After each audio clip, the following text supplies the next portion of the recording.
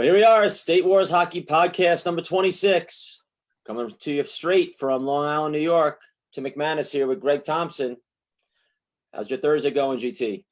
Thursday's great, Tim. Just kind of hanging out. Weather's pretty nice right now. A little windy. I don't know if you guys got that windstorm yesterday, but weather definitely could be worse. That's for sure. Yeah, it got a little windy here as well. I'm worried about my fence in the back. I told you it's falling apart. Trying to get a guy here to fix it and waiting for that fence to fall over. So hopefully get through this windstorm without it toppling over and opening up my whole yard. Yeah. Enough raccoons and squirrels back here. I definitely need my fence back there. So great Thursday today. Kids are at school today. It's one of their days. My older ones are half and half, so they're in school today. So it's nice to have the household to myself today and get ready for this podcast. Been looking forward to this podcast all week. Start out that song there, GT. I don't know who caught it up at home there. That's Come Together, the Beatles, which tomorrow, I know we do a lot of birthday shout outs. Tomorrow is a very special birthday to me and to a lot of people. John Lennon, 80th birthday, if you could believe that, if he was still alive, would be tomorrow, 80 years old. Wow. Actually, when he was killed, he was 40. So it's basically half his life now. He's been dead, which is pretty crazy to think. But as you know, I'm a huge Beatles fan, so I expect to hear a lot of John Lennon and Beatles on the radio tomorrow. Yeah, you're a diehard. We're always listening to the Beatles in the office. It's incredible how many hits they've had. People don't realize there's so many awesome tracks, and it's just incredible the amount of classic music they've had over their career. It's incredible. Yeah, I mean, the Beatles, to me, there are, you use the word GOAT gets thrown around a lot these days, and obviously, to me, there's four GOATs without question. Wayne Gretzky, Michael Jordan, State Wars, and the Beatles, and I know I'm biased on some of those, but the Beatles, without a doubt, to me, are the greatest of all time. They proved it.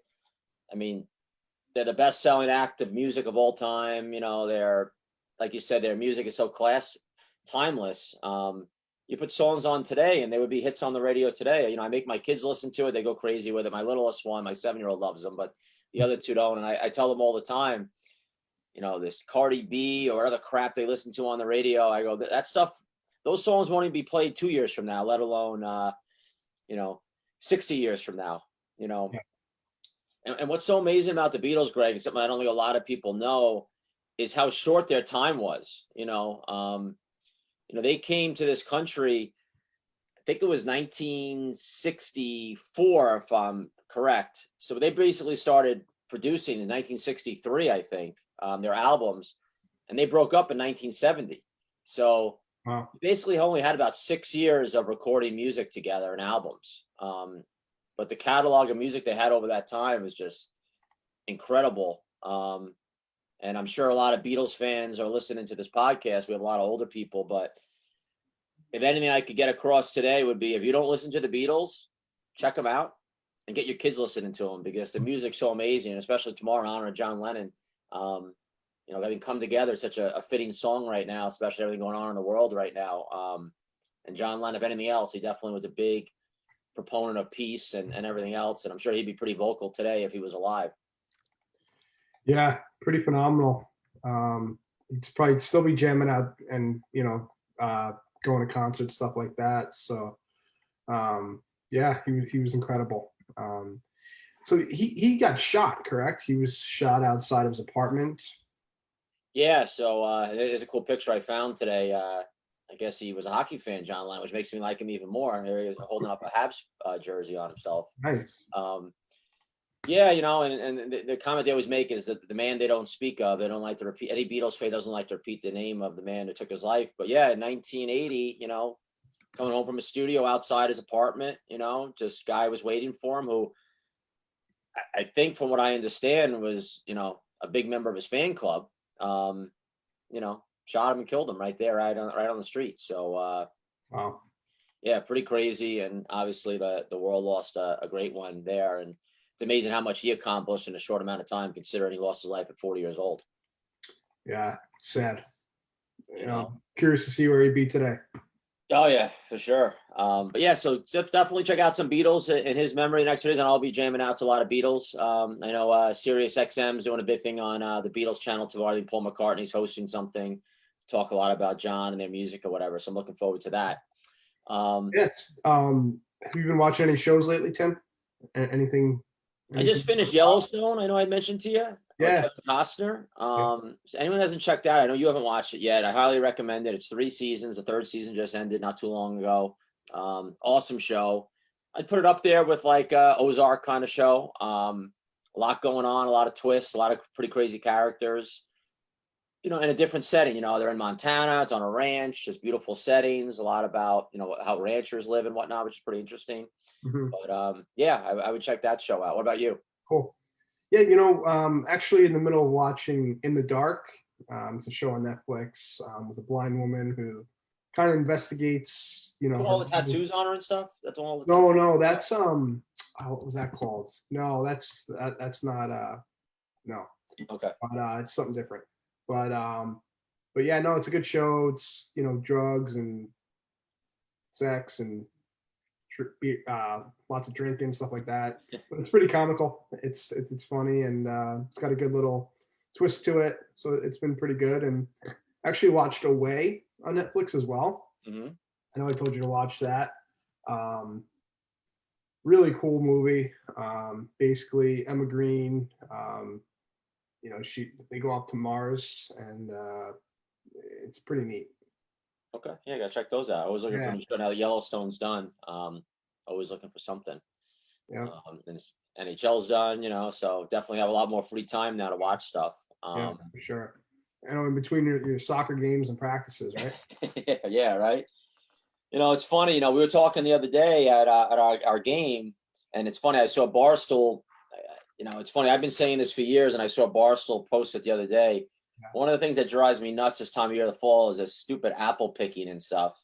And thank God my wife hasn't bothered me with it yet. But I know our buddy was going that day with his family, and I was making fun of him for it. Penicky, who was Penicky, that was on our podcast, and then I saw Barstool post something about it, and it's so true. It's like you spend all this money to go, and they charge you so much money to go pick apples, and you're getting chased around by bees, and you're dealing with your kids, and there's crowds and line. It takes forever to get there, and it's so expensive.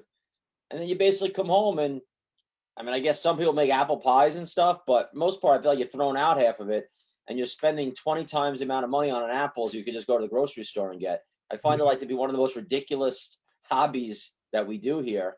I don't know if other parts of the country do it like here on Long Island, but yeah, I can't stand it. It's all over the place. Yeah, we'll usually go out in the fall too. Never apple picking, but usually we'll get some pumpkins, just make a day of it, and stop at a vineyard and maybe a brewery and hang out for the day. But just an excuse to go out east and enjoy Long Island. I read an article this morning, really got me fired up. We're always joking around talking about how soft our culture has been, and especially with sports. And I'm a Yankees fan. I'm not a huge Yankees fan. I like the Yankees, and I can't really get into the baseball right now, GT, with the no fans. I don't know. It just seems, I don't know. I just can't really get into it. Mm-hmm. But, I check him out. Larry Adegoke that worked for us this summer. He works for the New York Yankees, a strength coach. So figured out in honor of Larry, I'm going to watch the Yankees a little bit. And I was reading an article this morning that Pedro Martinez, the ex, Red Sox pitcher who, never liked the Yankees, obviously. He's a commentator now. And he was ripping on one of the players on the Yankees in, I guess, game 1 of the series against Tampa. Yankees were up by 6 runs, and he stole second base. And he talked about what a no-no that is and how it's rubbing it in the other team's face. It'll come back to haunt you and all that other kind of stuff. And I'm just like, are you kidding me? It's Major League Baseball. It's the playoffs. 6 runs is not something that's not possible to come back from. Especially against Tampa Bay, Yeah, and the fact that that's even spoken about just makes me laugh. And again, it just speaks volumes about things that frustrate me already in the sport, how everyone's worried about winning. And as a coach, I know who gets offended when you put a kid out there and you score a goal and how you celebrate and blah, blah, blah. We've gotten so soft in this country. and it drives me nuts. Yeah, it's so true. We see it on all different levels. Scoring that mercy goal or whatever it is, you're at a national championship and, you need your goals. Sometimes I feel bad for teams, but at the same time, you got to worry about your own team and players. But it's the showboating and stuff like that that really just ticks me off. Yeah, I mean, that's how I feel. Like, I'm okay with scoring. You don't have to be crazy about it, rubbing everyone's face, But, at the highest of levels, hey, you know what I mean? There's no mercy, Yep. I think a Karate Kid, right? Cobra Kai is impossible. No mercy. That's how I feel. Get better. And even when we do these playbacks, I'm sure there's some people that listen to it and we're being kind of critical on guys and we try to find positives and negatives, but I'm sure some guys watch and get offended by things, but again, it's all learning process and being honest about the games and just our opinions, what we watch and stuff like that. No one has to take it too much to heart. We've actually got a lot of emails of people excited about the playbacks, and actually had a couple of players write us saying, "Hey, great job," and I never noticed that. We're going to work on that. So that's pretty cool to hear. That is really cool. It's really awesome, and we try to do our best and just pick out some of the obvious stuff that we think could maybe get worked on, or maybe someone could look at a play a little differently, positive and negatively. So yeah, just our 2 cents. Doesn't necessarily mean it's right. Yeah, I mean, I think we are, but yeah, I mean, and we get close to 2,000 views on these playbacks, which is great. I think a lot of guys going back watching these games, which is what I want people to do, especially the young players, Greg. The pros are the pros, but I want the young kids to go back, watch, and maybe they learn from these games. There's a lot that could come out of this, and I hope some of the youth coaches are watching these things too, and they can learn from it, because we're always getting emails from coaches. Hey, can you suggest some drills? Can you suggest what we should be working on, and blah blah blah. So I think a lot of this is a learning tool, and I hope people take advantage of it. No, I totally agree with you there, Tim. Also want to share. Sure, people on our social media saw this last night, but Missouri's Chase Bradley got drafted to the NHL. Round 7, pick 203 to the Detroit Red Wings. Pretty cool honor, Chase played State Wars, looked like 2017 and 18. Of course, Team North America. I know he won a Defensive Player of the Tournament award as well. Mm-hmm. So he had a couple good years at State Wars, and I'm sure we'll see him back again next year in St. Louis. Yeah, great team to get drafted by. He could probably start for the Red Wings next year. So, if you're going to get picked by a team, that's the kind of team you want to get picked by. So, congratulations to Chase. I think he's going. I think he's going to Northeastern college. So, yeah, I saw that. Pretty cool stuff. And he helped back then. He played with the 2000s. Up 2 birth years. So, pretty phenomenal player. I remember watching him at tryouts, and he was the real deal. Someone made a comment to us today saying that there was not one player from Long Island drafted in the NHL this year. Yeah. And they've gotten better at it the last few years. But again, that just speaks volumes to me of how difficult it is to make it that far. And these are guys that are just drafted, right? I mean, we know plenty of guys drafted and never even get it, even have a cup of coffee in the NHL. Yeah. So just getting drafted is hard enough. So, there's a lot of parents out there that spend millions and millions of dollars on, the ice hockey thinking their kids are going to the NHL because if they play so much, they're going to make it. But it's a tough road, and it makes you really consider things, saying, hey, maybe I should put have to put all my eggs in one basket. Maybe get that math tutor once a week might help too. Play a little roller hockey, play some tennis, play a little basketball. There's a lot of sports out there, and I still believe firmly that a well-rounded athlete are the best athletes. And I love when I had the ice hockey team I'm coaching now. I love when I hear about kids playing other sports and whatnot. I think it's the greatest thing for them. No, totally. Yeah, I mean, look at Wayne Gretzky, best to ever play the game. He was a multi-sport athlete, and I heard he was a pretty good baseball player as well. Yeah, he used to say he would throw his hockey stick in the garage and not touch it again until middle of the summer, after the summer. So yeah, I mean, what does that tell you, right? Yeah, exactly. So yeah, so great stuff there. So let's talk about the game today, Greg. I'm excited for this game.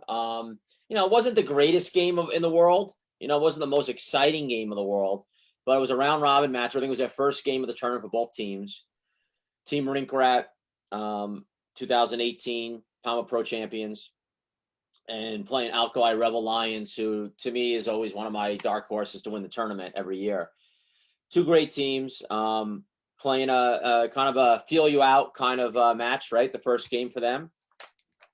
And, you know, obviously you've watched the game over now again, but try to take that out of your memory banks a little bit. Going into this game, what were you thinking at the tournament about both these teams? First game, what were you thinking going into the tournament about these guys?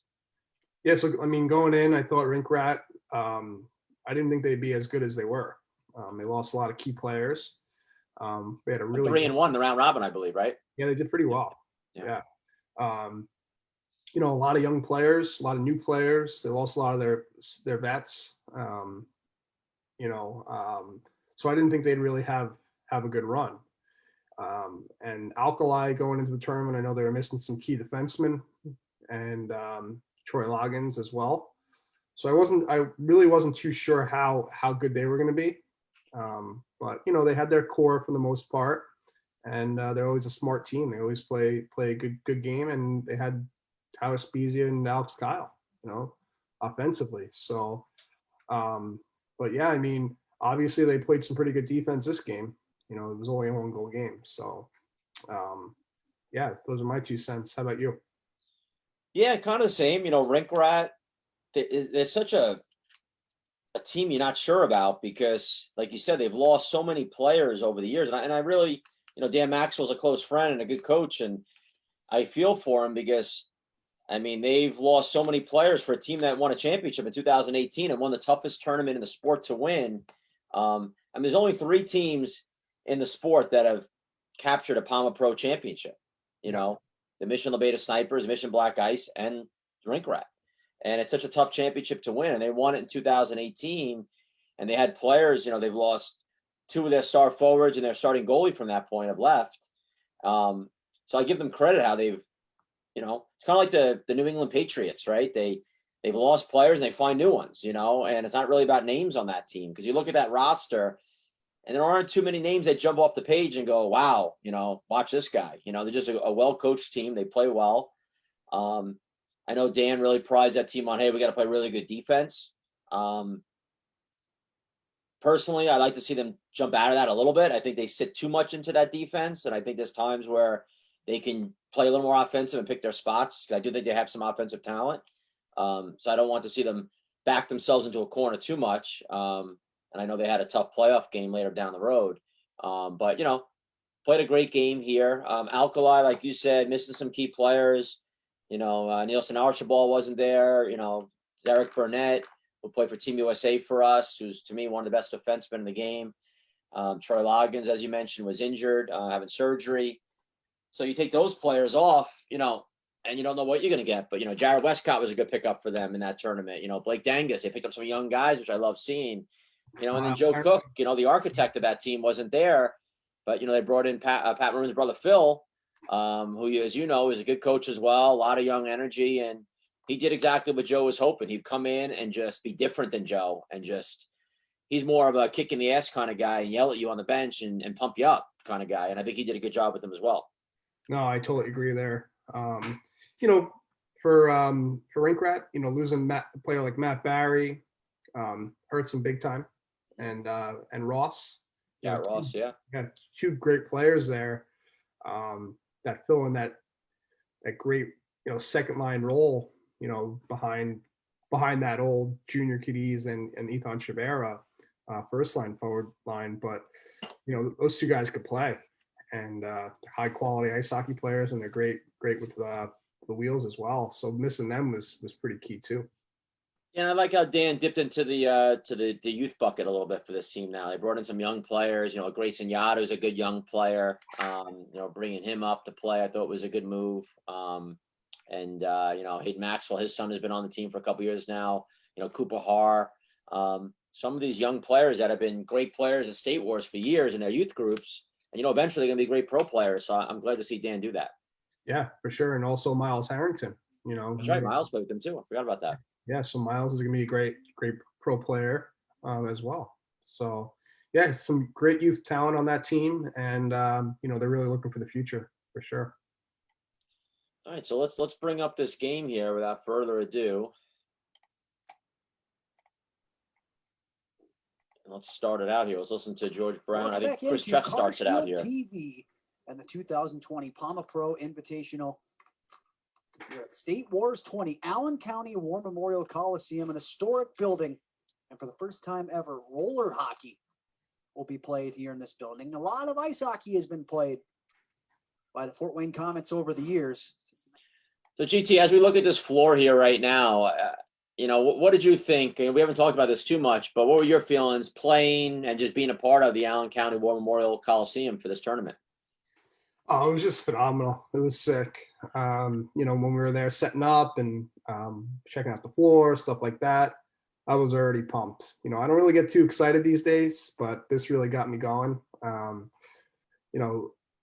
new floor, man. It's just crisp.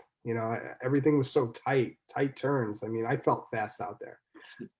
It was great, and just the atmosphere of the whole building. Not obviously not the fans, but just the whole complex, man. I mean, they just did it right there, and everything was so precise and clean and neat and organized, and we were just very fortunate to be there this summer. Yeah, but I think a lot of people don't know maybe at home is so this floor is called Still Mat. You'll see the dasher on the boards, and it's made in the Czech Republic, and it's the floor. We played on this style of floor, the Still Mat floor, at the World Championships in Barcelona 2 years ago, and I had spoken to the guys that run Still Mat from Czech, and we worked out a partnership, and they're a proud new partner of ours, and this is our floor now. It's owned by State Wars Hockey, and it'll be our main floor on our main rink moving forward for PAMA Pro and other divisions. And hopefully my goal is to be able to get more than one of these floors in the rink for us, because I know even myself playing 45 and over, it was a great floor to have, and so great to skate on. Yeah, no, totally. It'd be awesome to have all three floors like this. Be sick. So with that being said, if anyone is in need of a new floor, new rink, just let us know. We'll put you in the right direction. All right, let's start out here, Greg. I'll let you jump in here on, I think this is with an Alex Kyle rush coming up here. Yep. Rink Rat with his brother Joel tried to center, it was blocked. Now Cody Ketler. It's to Archibald.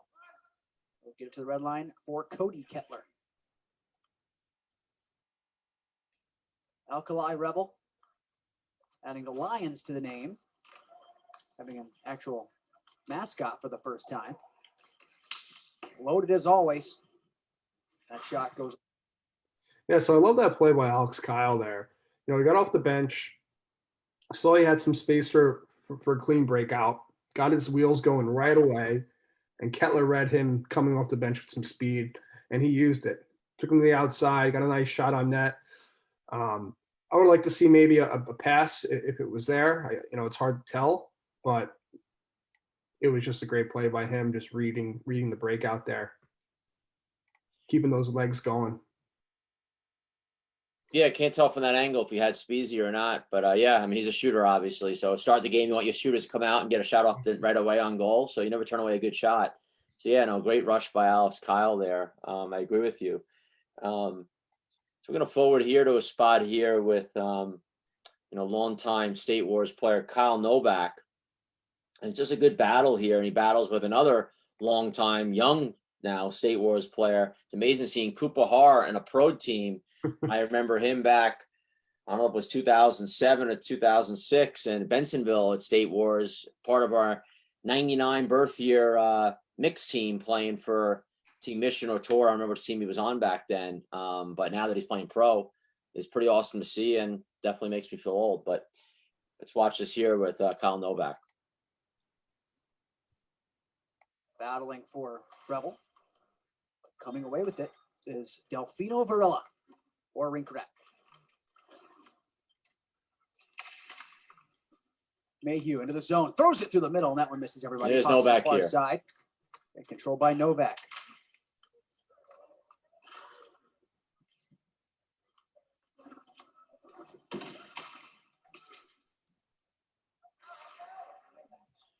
And Greg, what I love about this play is you see a good hard work on both ends. So Kyle picks up the puck here. Let me rewind it back a little bit. And, he's got a pretty good space on Cooper Har. And Cooper Har, he's not a speed demon, and Cooper Har works good. He's got that long stride, works hard here, catches up to him. outworks him, sticks him off the puck, keeps going, but Novak doesn't stop here. He keeps going.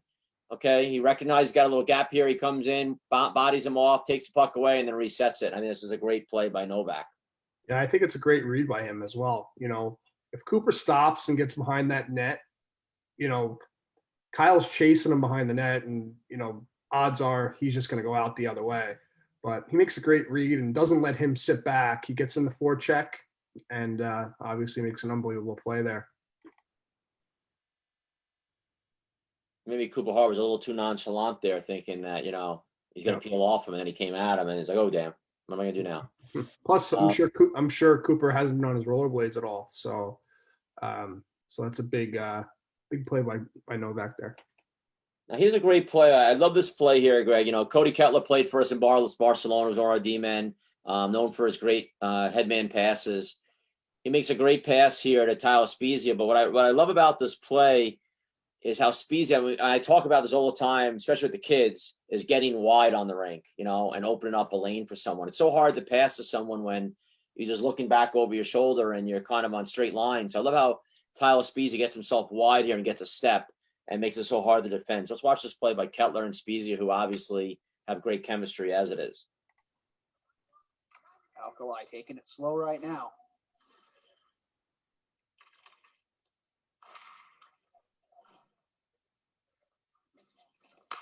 Pass to the left wing. Spezia. So let's rewind this here, Greg. I want everyone at home just to see this again in slow motion. So first, I love how Ketler, he comes off the bench here, and instead of like skating down like a lot of guys do, he just stops here. We can see him right here at the bottom of the screen, and he just waits because knowing that he's got room. So why even go back further and get that puck? And I love the play from behind the net here. Gets on the puck right away. JP Lamoya. Yep. Yep. Now watch Spezia. So right now, where Spezia is at, and this is Spezia, this defender here has him marked, you know, and any pass across here is a good chance he could intercept. So watch Spezia, what he does here is that now he's still looking at the puck, and here's a lesson at home, eyes on the puck at all times. And he's almost skating sideways. See that, Greg? Yep. See where he wound up? Let's watch it again. So they're even coming here, and Spezia, who's an amazing skater, maybe the best in the entire pro division, he just starts getting wider, and look where he is now. That pass is made. That defender now is off his mark. It gets through, and with that speed, he cuts in and gets a scoring chance. A good save there by Eisenhower. Yeah, just a great read by Spezia there, using his speed. You know, his number one I'd say trait in hockey, you know, is his skating. But yeah, defenseman really has to read that a little better because he should know that Spezia, you know, Spezia's got some wheels. So maybe back off a little bit and know that he's going to be using his speed, you know. No, for sure. No, let's watch this play here. I'll let it run through. But this is, you know, Blake Dangus, who's a young player, good young player from Missouri. You know, I'm a big fan of his. Even though I think Trefty miscalls him Archibald about 12 times in this first half. I don't know how you confuse the two of them, but it is what it is. But it's Blake Dangus, and he mishandles this puck for a turnover, and then it causes a chance the other way. So let's watch it play out here first. Gets that one out of harm's way. Tyler Spezia picks up the puck. Spezia played in this building quite a few times over the last couple of years. Well, with the Toledo Walleye, the big rival of the Fort Wayne Comets. Puck to the front of the. So we see it there, Greg. Let's watch again. So Spezia gives him a little bit of a nonchalant backhand, right? But I think it's something that Dango's just misread here.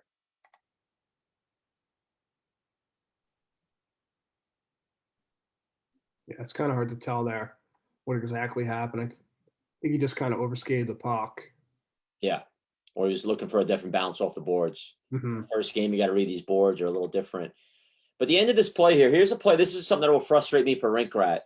So Ryan Wazik-Tursik, right? He gets the puck here, who's a good player, you know, from Colorado. Has played many times at State Wars. They added to the Rink Rat team. He's your big boy. He gets a chance here. And I like that he's being unselfish, but I'd like to see him shoot the puck here. You know, it's early in the game. And I mentioned earlier that Rink Rat doesn't score a lot of goals. You know, they're a defense-first team.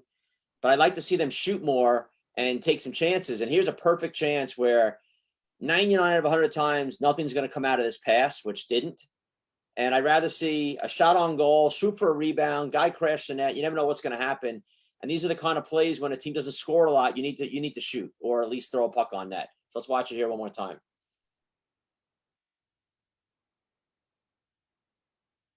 So you can see Spezier was all over the man going to the net, Greg. Yep. This is a puck. I definitely want to see a puck on net there because that puck just wanted to be in a dump and change for me. Yeah, at least get a shot on that. I'll let it keep rolling here. Here's an uncharacteristic turnover by Cody Ketler here, Greg. I'll let you make this call here. Puck to the front of the net. That one misses everyone and goes into the corner. Spezia last year, 20 points in 21 games for Toledo. A lot of those points coming in this building. Sportway and Toledo play so much. Season before that, 39 points in 58 games for the Walleye. Also has 30 games for the Grand Rapids Griffin. Yeah, I'm surprised with Cody there because he's very, very smart. He makes the right play 9 times out of 10. I'd like to see him maybe wrap that puck hard around the boards since there's no help, or move that puck a little sooner back to his defenseman. Yeah, because we see here right now, I mean, there's 3 players all around Cody here, right? Yeah, almost 4 there.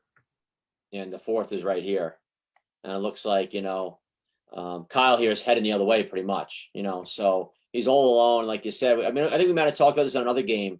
Maybe it was the Black Ice game the first week. About sending that puck around the boards and having one of you men read that, pick up the puck on the other side here. Now they're probably wide open on the other side of the ring because everyone's chasing the puck here. But yeah, Cody makes a little bit of uncharacteristic play for him right here and turns the puck, or makes it easy turnover, and now puck possession by Rink Rat.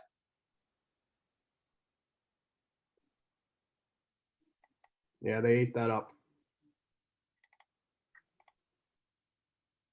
All right, now we're going to fast forward here to a nice individual play by one of the top players, I think, and he was on that championship team, Steven Verstegen, who's a very underrated player, I think, in the Pro Division GT. He's a good individual player by him. Last game, it seemed like the entire game was feeling out process. Yeah.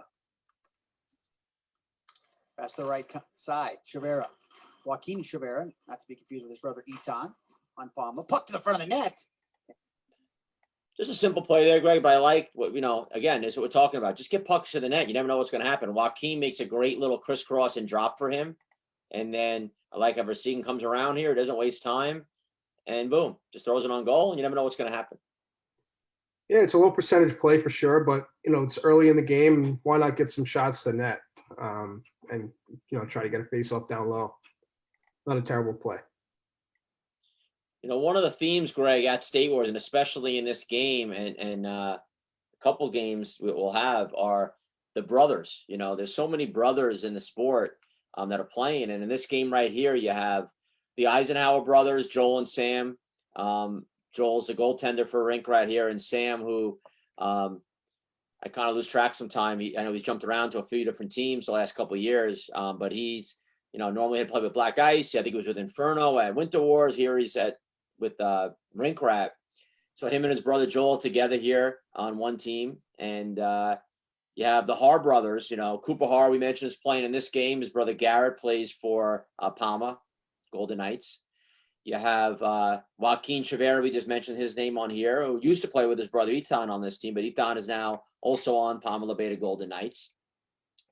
And you got the Ketler brothers who play together on this Alkali team, who I'm going to show in a second here, Cody and Corey Ketler, who have been playing at State Wars forever. And one's a 92, one's a 94 out of Missouri.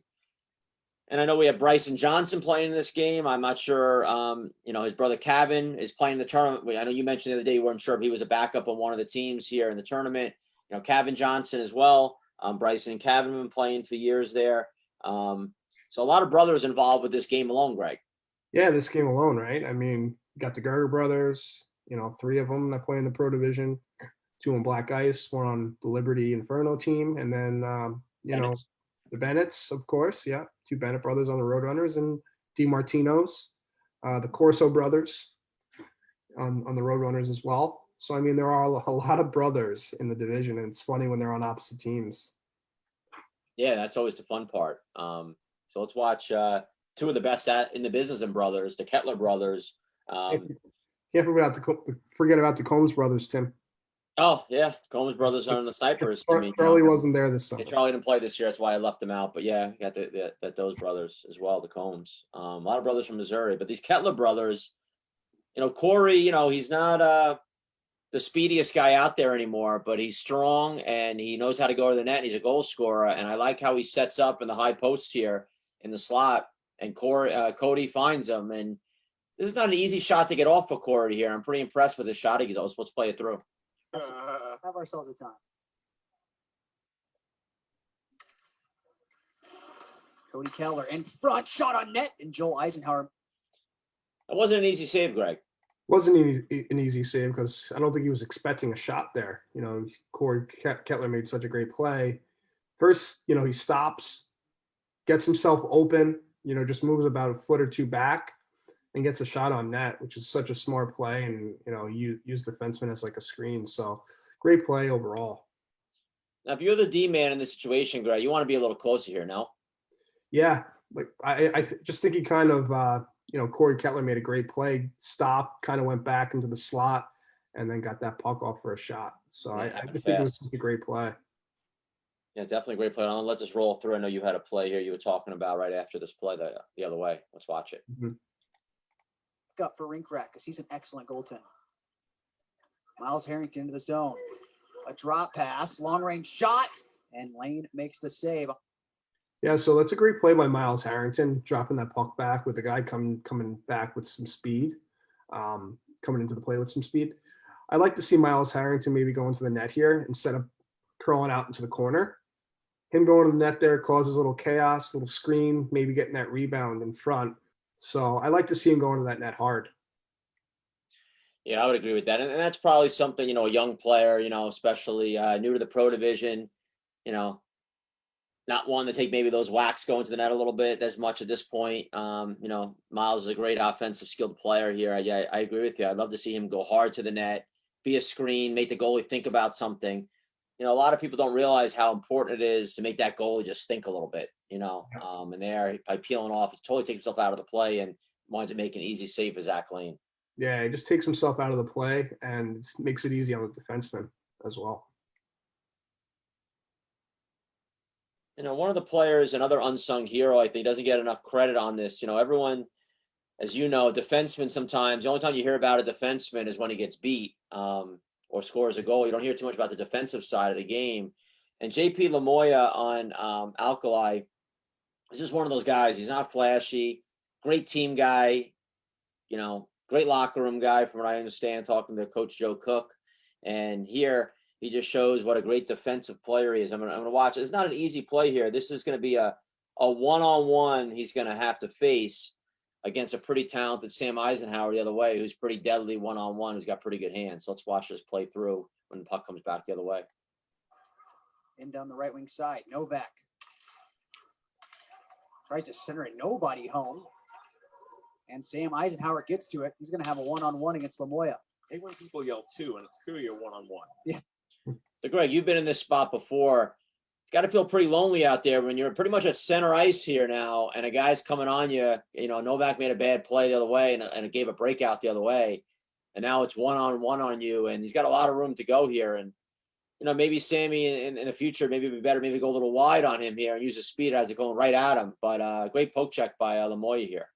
Yeah, JP is put in a bad spot there, but he does control himself and controls the gap there. He kind of steps up a little bit and plays, his gap control is very, very good from where he started. He's kind of put in no man's land at first, but makes a great play defensively. He's a strong boy. He's a big boy. He's got a big stick.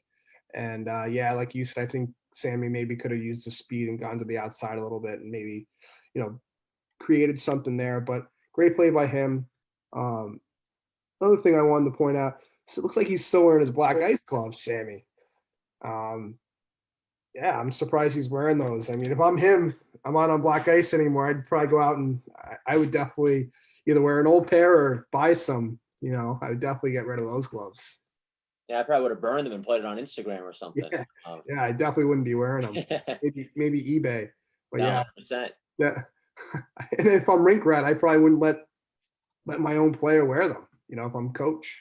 You know, Yeah, we gotta start being a little stricter with our rules on the gloves anyway. But yeah, you think about it, we had a men's league game the other day, GT, right? Our Sniper Sunday morning team, and Dino Verone from Wheel Talk was playing with the team against us, and he was wearing sniper pants, and I gave him a little bit of a lashing at a center face-off about it, wearing those against us. So it's just kind of a no-no. But yeah, Lamoya makes a great play, and I love, I'm big on talking about positioning as a defenseman and using your stick. You know how much I'm big on, stick control and whatnot. I love how his position. This is a perfect position here. One hand on the stick, his other hand's out to play the body. He's in a perfect position here. Sticks out, and he makes a perfect right here. Use the stick check, boom, off the stick, and the other way. And I think it's a great play by JP Lamoya. And I think every defenseman needs to make note of that play he just made, because with all that room there, that's 85 feet in width he's dealing with to make that play. And again, Sammy maybe could have taken him to the outside and forced him, because JP Lamoya's the kind of guy that might take a penalty if you take him wide.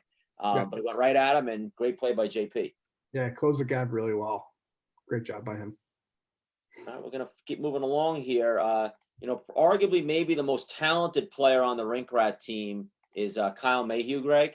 Yeah, he's one of my favorites, actually, Tim. He was on that championship team, wasn't he? Right? Yeah, he was, and then he missed the year after. He missed last year, which is a big loss. And he plays at Denver University, correct? Correct. And he's not a big guy. I mean, he's probably, 5'8"? Yeah. Maybe? With his skates on? How big is Mayhew? Yeah, he's a pretty small guy. Yeah, so to play Division I hockey out in Denver, which is real good hockey. He's an offensive weapon. And again, you wouldn't know with his size here, but I like the way he drives to the net here. And let's watch this play by Mayhew. Okay. Sure. What do you think about these Rink Rat jerseys, though? I'm from what standpoint? They're cool looking, but luckily I know all these kids. I can't see the numbers worth a darn from up here. I like a mixture of like an actual hockey look. It's Mayhew to the front of the net. Lane makes the big save. Just such a great patient play by him. Spezia just keeping him on the outside, maybe thinking Ketler was going to come in and help a little bit, but didn't really get too much damage done. But he made a great play and almost had an awesome scoring opportunity there. And I love what he does here, Greg, as a lefty is, usually you come in here, most guys would flip a little weak backhander on net. Mm-hmm. I love how he gets a little bit of a step, puts his leg out, and he pushes the puck in and gets a forehand shot off. And it's a great save by a great goalie in Zach Lane. Right here. Makes this little pull. Boom. Shot. Save. Yeah. Great play by Mayhew. Yep. Spezia sometimes relies on his speed, and, he made a good play. Didn't, it wasn't really a quality chance there. But He kept him wide. Yeah, kept him wide and kind of got a stick in there last second. We're going to fast forward here. I'll let you jump in here, Greg, on this play. Play it through. Biggest rink they've played on. Yeah. With obviously the exception of the guys that were at tours, but still, I mean, this is guys are used to playing on tiny roller hockey rinks. All of a sudden, you're 200 by 85 again. Here's a turnover. Alex Kyle had it knocked away last second. Good thing. Another good poke check, Greg. Yeah, Grayson Yada, put himself in a bad spot. Turnover there. I guess he just tried, tapping it back over. I guess I don't know who that was. I think it was Sammy Eisenhower. But yeah, having a defenseman that, flat-footed like that, especially Alex Kyle there coming down, it's difficult on a defenseman there, and just made a great play reading that and making up for his turnover there. So he made a great play with his stick for sure. Yeah, if you're out of there and you see AK-47 coming at you on that loose puck, you got to be shitting in your pants there. So great play by Yada. You heard Trefton and George Brown talk about these jerseys for a second. So let's hear your thoughts, Greg. I know, we haven't talked too much about uniforms, but what's your thoughts on these jerseys? I'm not a big fan personally of, to me, these jerseys look too close to each other out there. I don't like it. Mm-hmm. So I think we need to be a little stricter in the future on making sure your home jersey is light enough. I like that cartoony look, kind of comic book look. I think this jersey is. I'm not sure if they had a yellow one too, I think. Yeah. But that home jersey's got to be a little lighter for me. What do you think as a player? My eyesight's starting to go as I get older, so I don't like the jerseys that are too close. Yeah, they're a little close. Do I think it's the biggest thing ever? No. I mean, I do like them. They're creative. You know, they're not my favorite, but I think they're pretty cool and different, and definitely, yeah, they're a little wild for sure. It's gotta be hard for the refs though sometimes when the jerseys are too close. That's what I think about. Yeah, I don't think they're too close. I think Alkali had more of a solid color, so I don't think it's too crazy. I know we talked about him a lot here. I'm going to bring up a play here by Scores in the pro division. AK-47, Yeah, hits off Alex the Kyle here. glass. Pops onto the back of the goal. Taking off here. It's up the right side to Alex Kyle. Always dangerous. Into the zone. Backhand toe drag. Centers it. Nobody home. See, good rush there by Kyle and a great move. What I want to see, if I'm coaching Alex Kyle, what I want to see from him a little bit more, he's a big boy. I want to see him going a little harder to the net. He's playing a little bit so far this game on the perimeter a little bit. And the Rink Rat team has a lot of young guys. Mhm. And I love him. He makes this great backhand toe drag here. I love to see him get that left leg out, use his body, cut in, force that D-man to have to pull him down possibly and get a shot off. Rather than, again, it's another great rush with nothing come out of it because it's a wasted pass. So let's watch it again here from Kyle.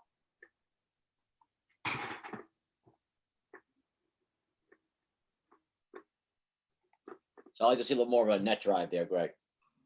Yeah, he's very similar to Jack Combs on our team. You know, big boy, good hands, good shot, lefty. And a play like that, Jack definitely would have probably taken a guy to the outside and used his strength and big butt to kind of block out the defenseman. But And Kyle's been a little better skater than Jack too. Like, Alex, I think could have drove to the net there. He's got good speed, Alex Kyle. he does. Yeah, he could Jack's wheel. a little bit more hands than him, and I think Alex Kyle's got a little more wheels. And he's a big boy. I like to see him drive to the net there. Yeah, especially against this team. Yep, for sure. Makes a great play, but then overall, that extra pass down low just wasn't there. Right.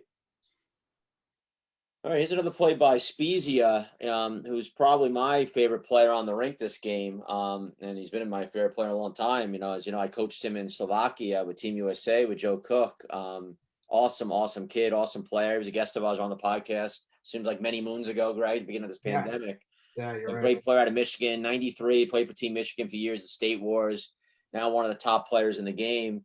He's got great speed. I mentioned earlier, he might be the most beautiful skater in the division might be Spezia to me. Mhm. I don't know if he's the fastest or not, but he's definitely probably the prettiest skater. And he loves creating space for himself and getting his speed going. He does a great job here. But Cooper Har, number 22 on Rink Rat, makes a great play here. Steps up, reads the play, bodies him up. I don't think Spezia was expecting this. And let's let it play through. I think it's just a great play all around here. We'll see if Spezia picks up the speed. He's used to playing on this floor at Worlds, and you know how fast he can be. He accelerates and then turns back. He's a guy that can take over a game, George. Oh, he is, easily. Oh, he runs into Pilkington there. And that's a great defensive play by Pilkington, but a great job to get back by Spezia. So one thing the announcers mess up there, Greg. It's not Pilkington. It's Har there with the play. Yeah. But what do you think of that play all around? First, I think it was just great communication by Rink Rat defensively. Because there was a pick in the play there. Like a clean pick. Nothing too crazy. Okay, Lamoya picks out Pilkington here. That's Pilkington coming through. Yes. So I think they do a good job of communicating and picking up guys. And Cooper Har just made an unbelievable play, stepping up at the right time. Great body, but he's not out working here. Spezia with the speed, that's for sure. Spezia won that battle. How about Spezia sticking with it though, Greg? A lot of guys would have fell on their butts here and just been out of the play. And Har could have went the other way. Yeah. Watch what Spezia does. Shows how strong he is. He goes down, but kind of stays half up. Yeah. Blocks out Har. Har's not anywhere near the skater Spezia is, but he's got size. But Spezia just stays with it, gets body position, and stays with the puck here. No, for sure. Spezia made a great play. Never stops moving his feet. And that could have been a breakaway the other way. So great play by Spezia after a great play by Har to stay with it. And let's keep this play rolling here, Greg. Keep it rolling. Puck goes down to the right corner. Big collision. Cody Ketler knocked off the puck. You're going to see a lot of hitting along the boards here in the pro division. They like to let them play as opposed to others. Now Pilkington into the zone. Pound to the outside. Cuts to the front. On net it goes. And the save is made. Yeah, so rewind that back a little, Tim. Yeah, and Greg, before we even get to your play, I just want to bring up something I just saw here. So to start this play here, so when Cody Ketler gets hit here along the boards, right? Mhm. Who hits him here? Who is Like that? Sammy Eisenhower. It's Eisenhower. Okay. So let's watch this play for a second. Puck goes down to the right corner. Is that a little bit of a body check to you? I think it's a battle. Puck goes down to the right corner. So here's Yeah. my question. Here's my question to you. Here's my $1 million question. My problem with the pro division, and I think you know where I'm going to go with this. If the players are reversed here, if Cody Ketler is the chaser and Sammy Eisenhower has the puck, and Corey, who's the much bigger, stronger body, uses the same force here on this play, Puck you think goes it's a down penalty then? I mean, I don't know. I just And Corey stays up there, right? And we saw an example of that much later. We'll get to that game sure later on with a big play in the Rink Rat Envious game with a body going flying. But that's my problem right now, and why it's so hard to referee this division is without hitting, it's a size battle sometimes. And when a big guy hits a little guy, it looks a lot worse a lot of times because there is no hitting, and Cody Ketler, one thing about him is he's a big, strong kid, and he stays on his feet here. Yeah, no, I mean, I think Eisenhower made a great play, honestly. Didn't seem too crazy. Didn't get his hands up. He just kind of rubbed him out. Okay. It just sounded kind of loud. It did sound kind of loud, but it's a quiet building as well, right? Okay, so let it play out here. Yeah. I'm going to see a lot of hitting along the boards here in the pro division. They like to let them play as opposed to others. Now Pilkington into the zone, pound to the outside, cuts to the front. Yeah, so I like Joaquin there setting the pick. Kind of threw Ketler off, a little off balance. Just made him kind of think and worry about, getting hit. And he kind of threw him off his defensive game there, his backward skating. Just that little much kind of threw him off. And is that Pilkington? Yep. Yeah, he took the puck pretty hard to the net and, got a play out of it. So I think that was all Joaquin there. That was a great veteran play by him.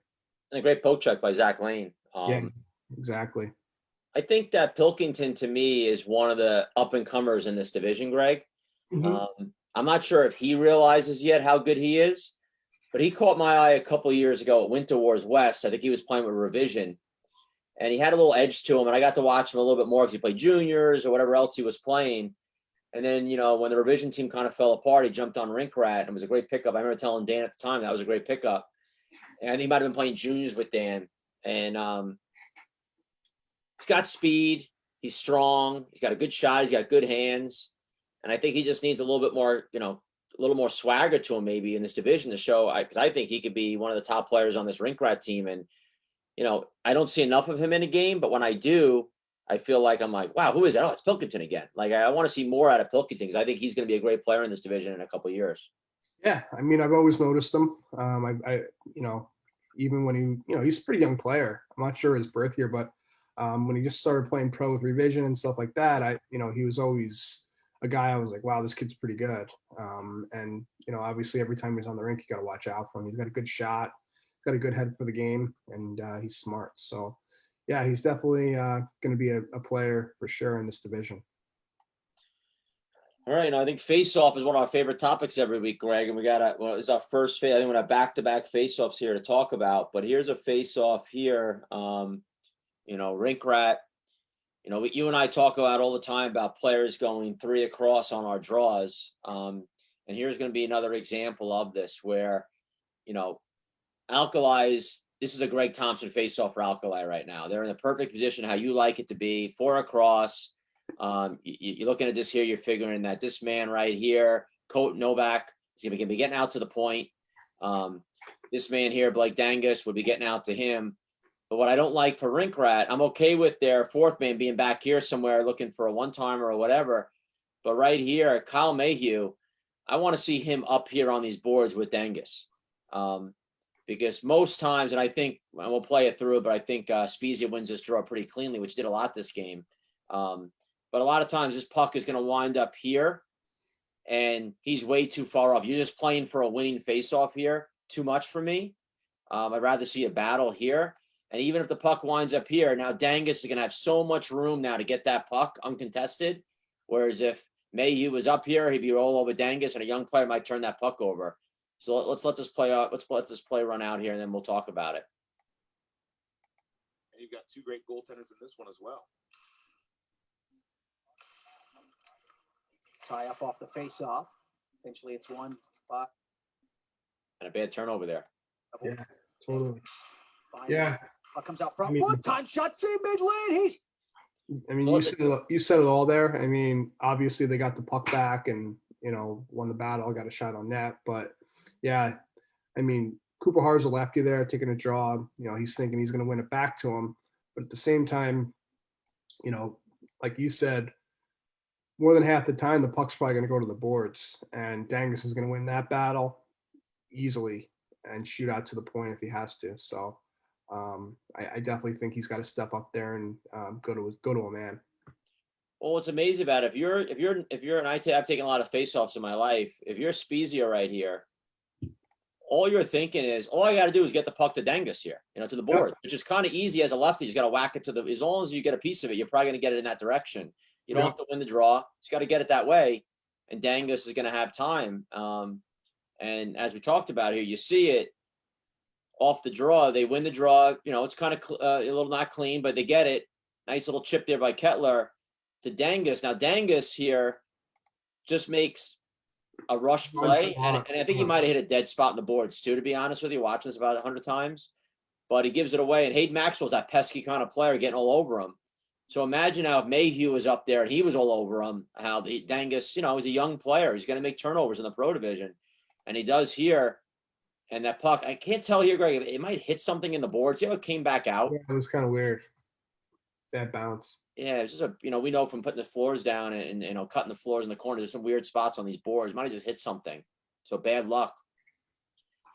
But what about our boy Hayden Maxwell here? He makes a great play here. You know, he gets the puck, and let's watch it through one more time. by Revel. Dango behind the net. Puck comes out front. One-time shot, save mid-lane. He stops the rebound too, denying Cooper Har. Right. Well, it was Mayhew with the shot there, not Har. Yeah. Har's in front of the goal. Yeah. But I love how Maxwell, and one thing about Hayden Maxwell, there's two attributes I'll give him. He's pesky, and he actually has pretty good vision on the floor. Yep. He's a good passer. Hard. Yeah, and here he takes his time, and you can see that Mayhew, who was up here somewhere, just slides in. All of the Alkali players are focused on the puck. You know, probably right here. Dangus again. He should be out somewhere, right, Greg? Yeah. Where's Dangus? Let's show him to everybody. So here's Dangus here. You know, Ketler's got the puck. Ketler's on the puck here. He's with him. Spezia's got Har here. Dango should be back here somewhere in this area, picking up the late man. Instead, he's focused on the puck as well. And Maxwell makes him pay. And thank God for Zach Lane, who played great as he always does. And a one-timer. So big save there by Lane, keeping it 0-0 with a minute. And that's a big goal. You know, if Rink Rat could score a goal with a minute left in the period, that's a big goal. Big save by Lane. Yeah, he definitely bailed him out there. It's a huge play by Zach. And we've seen it over the years, time and time again. Zach comes through, man. Right. And then right after this, Greg, we come back. We have another face-off here. And before the period ends, let's talk a little about this draw as well. Let's play it through. Down at Eisenhower's end. Alkali Same Revel setup. always starts off tournament slow. They have an all-time record in round robin at PAMA Pro of 13-14, which is So that time they won the draw, Greg. Give them credit, Rink Rat. Again, I don't like the setup, but here's an example again. Hayden Maxwell gets in there and he helps. And we had this discussion in our men's league game the other day about helping the center, right? Hayden Maxwell jumps in and Cody Ketler, again, God love him, but he's just lazy here on this play. He doesn't help. He stands still, and that's his man, Maxwell. And Maxwell jumps in there. Let's watch it again.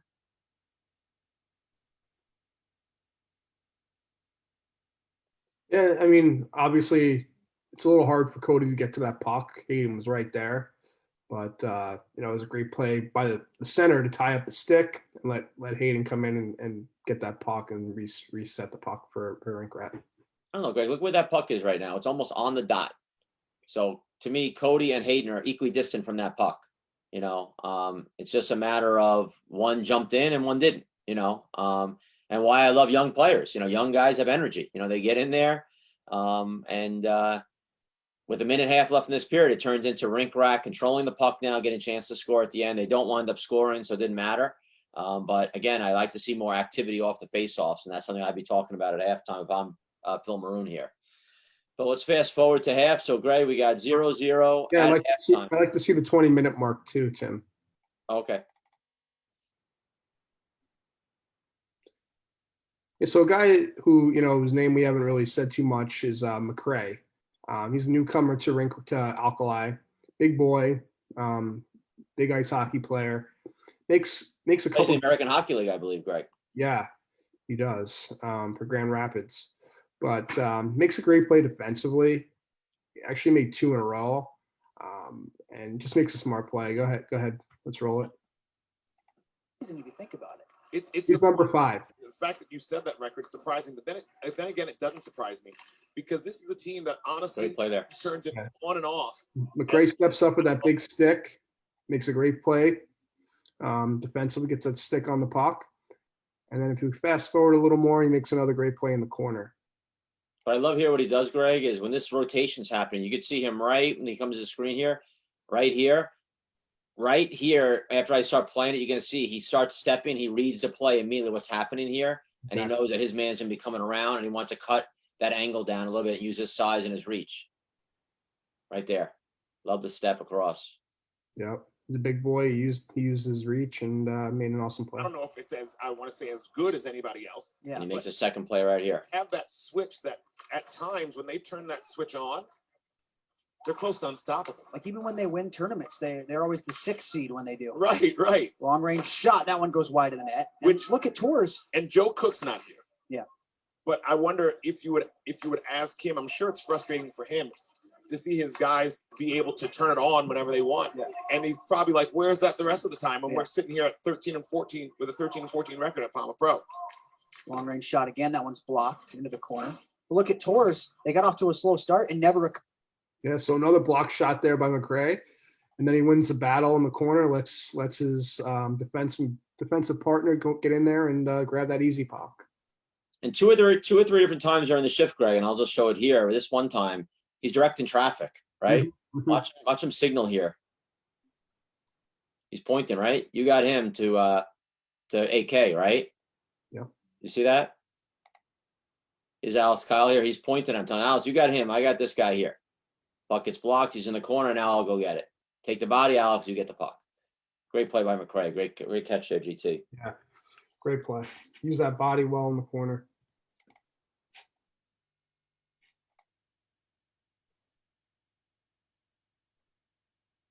Oh, Tim, we got to go back to 21-10.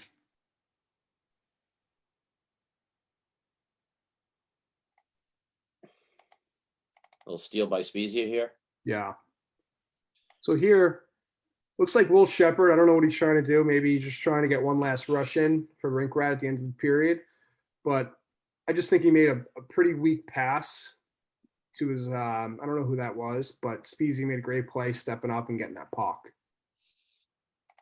Around, it seems like every time. So it's a very weird dynamic for Alkali. They're consistent, but it's consistently weird.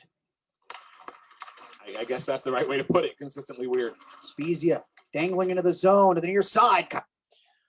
Yeah, Greg, this is one we talked about the other night where Spezia's got to get Alex Kyle this puck early, and I'm sure knowing Alex and Spezia, I'm sure they had a conversation at the bench after this play, but let's freeze it here and let's watch what we're talking about here. So Spezia right here, right? Alex Kyle puts himself, this is Alex Kyle's office right here. Look at that net. Look at Alex Kyle, maybe arguably the best goal scorer in the game right here in this game. And 2 men going to Spezia. Not an easy pass, don't get me wrong. It's easy from up here. But if Spezia makes a little sauce, which, the level of Tyler Spezia, I believe he can, gets his puck through to Alex Kyle, Joel Eisenhower is going to have to make a really huge save here, which he's capable of, but this could be a big goal here by Alex Kyle if he gets his puck through. Because he does pass him, but just too late. And then plays over. Yeah. Good play here. JP Lamoya. I go JP follows up his play. His puck ends the period there. And that's a good period. It's still 0-0. And we're going to hear from Chris Berman and Car Shield TV here coming up.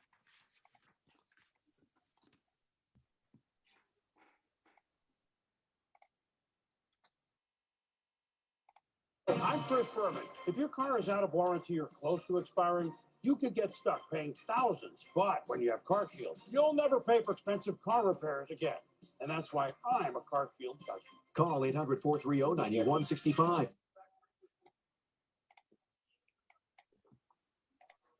Here we got Car Shield there. Car Shield TV. So Car Shield, Greg, was a great sponsor of State Wars this summer. Big part of it, Car Shield TV.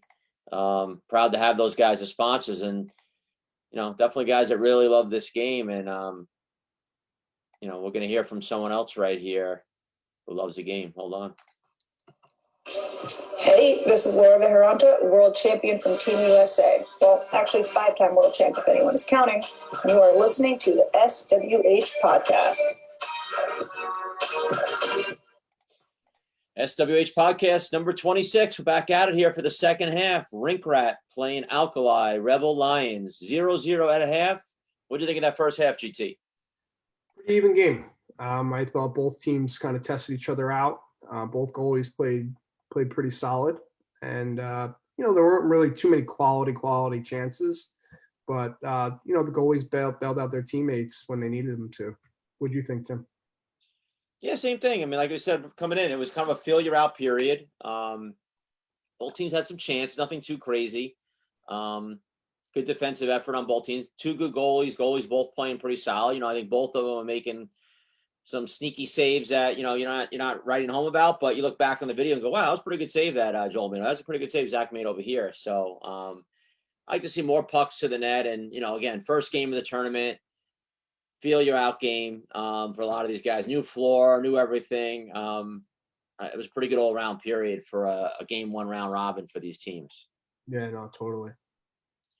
So we're gonna fast forward here now to our boy Pilkington here. I think Mason makes a nice little rush here and a nice drop pass. So let's fast forward here a bit here to some action in the second half by Rink Rat.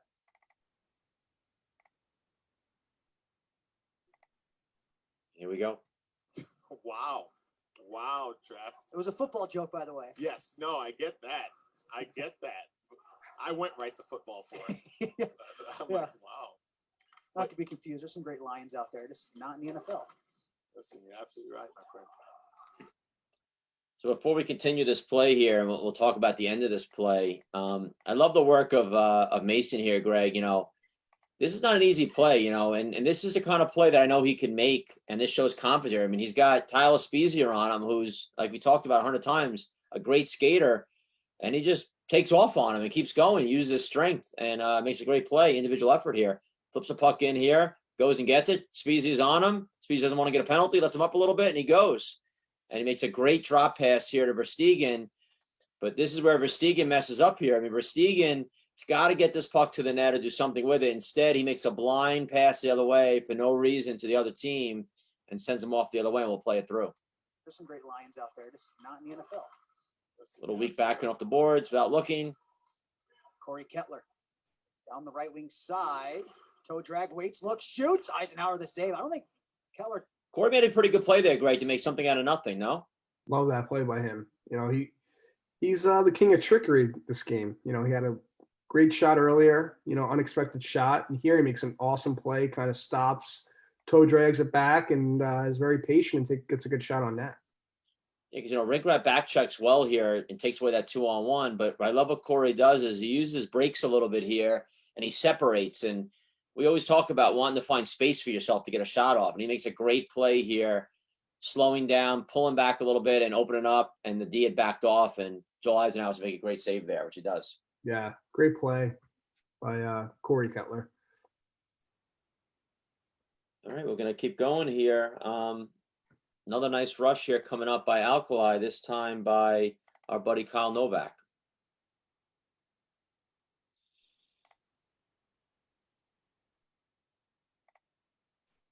Play through. The Golden Bears. Cali.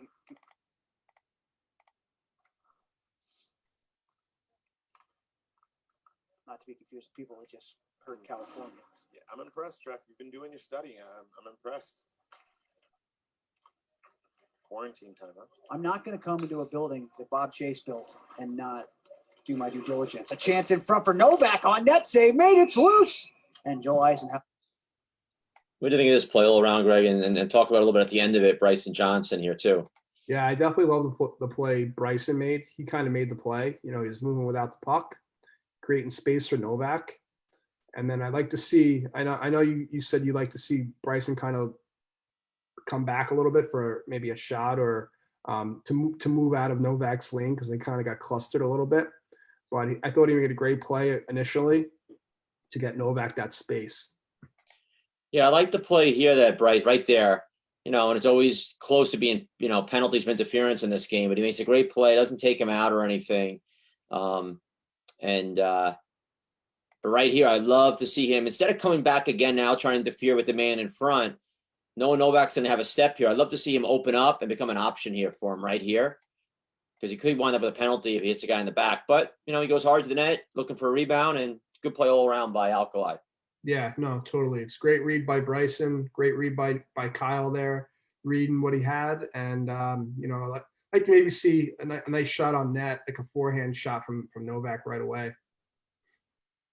All right, here we got a 3-on-2 coming for Alkali. IHL championships and CHL championships for the Comets. So we're just looking at the numbers right now. We're talking There's a lot about of that them. because there's not much action yet.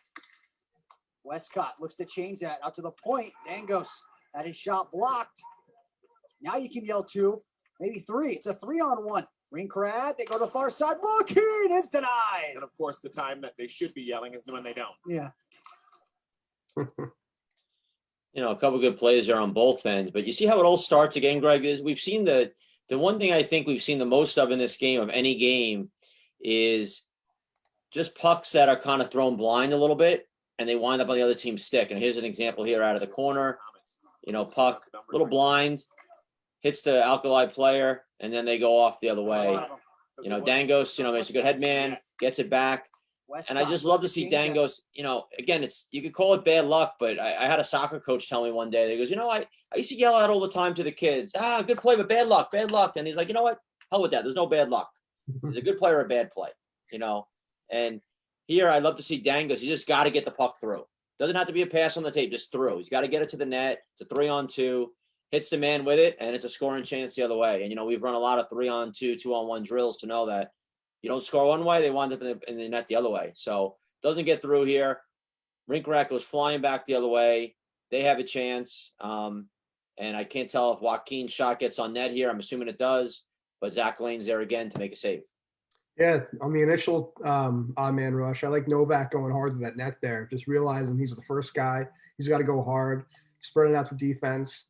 And like you said, yeah, that puck has to get through. Looked like he was trying to look for that pass down low. I couldn't really tell from this angle, but puck definitely has to get through there. And I do like Rink Rat's shot on the odd man rush the other way. I do like their chance. Maybe could have dropped it back to the guy trailing. But yeah, overall, a good shot on net. No, Greg, it's funny when I look at all these great young players playing in the pro division, and there's too many to name. The one skill set I feel like, not all of them, but I feel like the one skill set a lot of them don't have yet is the shooting. You know, they can skate, they can dangle, they can stick handle, they can move the puck, they get back, they work hard, they're smart, but that shooting, you know, that power behind a shot, you know, the strength. And, you know, when you first started playing pro way back, and then even before when I was playing more back in the old, watching the RHI games, those guys could shoot pucks, you know, and I feel like the game has become more of a speed game. And I think the younger generation now, they concentrate so much on skating and moves and stick handling and all that kind of stuff. And not that shooting's becoming a lost art, but there's not too many guys that come up the young ranks and I go, wow, that kid's got a snipe, you know, and plays like that, they're just throwing pucks to the net and they get blocked. You know, I want to see some of these young guys working on their shooting and become shooters. Yeah, it's crazy. You know, when I first started playing pro, there were so many guys out there who, you know, give them a shot in the slot, they're going to score every time. I mean, their shots were just ridiculous, and their skating was always poor. You know, or weaker than some of the younger kids coming up, but give them a shot in the slot and they'd score. And that's a big advantage I think a lot of the European teams have. A lot of them can shoot the puck. Mhm. Those old Finnish teams and even Czech teams and even the lower end teams like Slovakia and Slovenia. Those guys can shoot the puck, man. Mhm. They got rips. They're not necessarily the best skating team, best roller hockey team, but give them a shot, bombs away, man. They're going to bury all day long. Yeah, you bring up a good point. Like I remember being when we were at the IIHF tournament in 16, a little different than, World Skate or Fears. Those teams, the Finns, you bring them up and they were a pretty good skating team at that point. Yeah, they've got. They could shoot, and the Swedes can shoot, and the Czechs can shoot and the Germans can shoot. And, I look at all those teams and I go, we're better skaters than them, but they're shooting. Their defense is pretty good. They have pretty good D-men that know how to play, and their goaltending, Yeah. But the shooting especially, and, IHF was regular nets. So luckily in Barcelona, World Skate, it's smaller nets, which definitely is not to the advantage of some of those guys that can fire pucks. Yeah, no, it's crazy, how well these guys could shoot.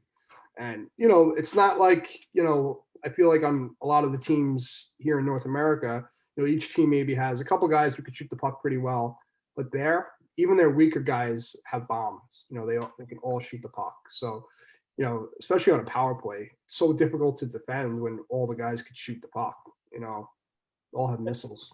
Well, if you think about it, if guys are playing professional ice hockey, they're shooting that ice puck, thousands of times a week probably. Yep. And this roller hockey puck seems pretty easy to them, So, a lot of these European players that are playing pro ice, they're accustomed to that bigger, heavier puck, and they can shoot the puck, man. So, but let's move forward here a little bit. Here's another great play by Spezia and another great save by Eisenhower. But Anthony Wayne is the guy who founded Fort Wayne. Really? Took it away from the Indians. Here's that speed. Spezia up in with a backhand shot. Beautiful save. So great. When I talked about Kyle before about wanting to go to the net a little bit more, this play I love by Spezia. This is the play, and a great save by Joel Eisenhower. He beats his man, pushes the puck in, gets wide, usually going to tuck that through the legs, and Joel Eisenhower says, "Not today." Yeah, I love that play as well by Spezia. Usually Spezia likes to, skate around the net, plays like that, looking for a guy trailing or kind of regroup and maybe look for a shot after that. But I love the way he does. He takes that puck to the net, and maybe might get a power play out of it too. Especially when a guy is so fast like Spezia, the only thing a defenseman can do is kind of take him down or hook him down. So it's a great play. Before he went to the Olympics and battled the Nazis. Did Owens win? He beat the horse, yeah. Guy's fastest guy ever. I know, but animals are pretty fast though, man. Yeah, but it takes more to get started. Yeah, it does. You're right. Mayhew down low. Back to Mayhew. Backhand shot. He scores. It's a great give and go there. Great. There's so much to talk about on this play, and I'm going to let you jump in here first and take it away.